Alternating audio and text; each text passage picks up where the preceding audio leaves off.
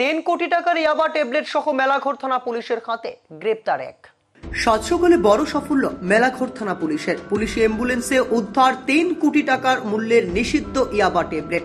পলাতক গাড়ির চালক আটক সহচালক দিদার হোসেন। ঘটনায় আহত হয় ওসি সমেত বেশ কয়েকজন পুলিশ কর্মীও। ঘটনার বিবরণে এডিশনাল এসপি রাজীব সূত্রধর জানান, গোপন সংবাদের ভিত্তিতে সোনামুড়া থানার ওসি দেবাশিস সাহার নেতৃত্বে বিশাল পুলিশ ও টিএসআর বাহিনী অ্যাম্বুশে বসে সোনামুড়া মেলাঘর সড়কের ইন্দিরানগর এলাকায়। আনুমানিক সকাল 6 ঘটিকায় সোনামুড়া থানাধীন কলুবাড়ি থেকে TR07C0207 নম্বরের ডিজায়ার গাড়িটি মেলাঘরের উদ্দেশ্যে আসতেই ইন্দ্রনগর এলাকায় গতিরোধ করার চেষ্টা করে পুলিশ, কিন্তু গাড়ির চালক মেলাঘর থানার ওসির গাড়ির ধাক্কা মেরে পালিয়ে যাওয়ার চেষ্টা করলে গাড়িটি দুর্ঘটনাগ্রস্ত হয়ে পাশের একটি বাড়িতে গিয়ে পড়ে।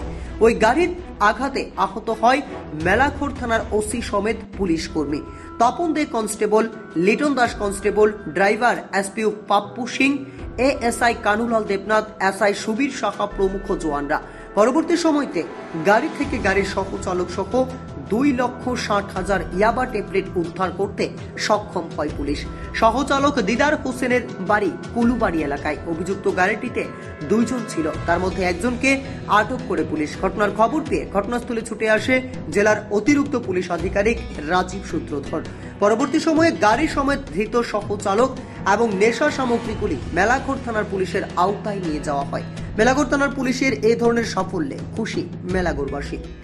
আজকে সকালে মেলাঘর থানার বড় কাছে একটা ইনফরমেশন ছিল যে একটা খুব বড় ধরনের নার্কোটিক্স আইটেমসের কনসাইনমেন্ট ট্রান্সপোর্ট হবে।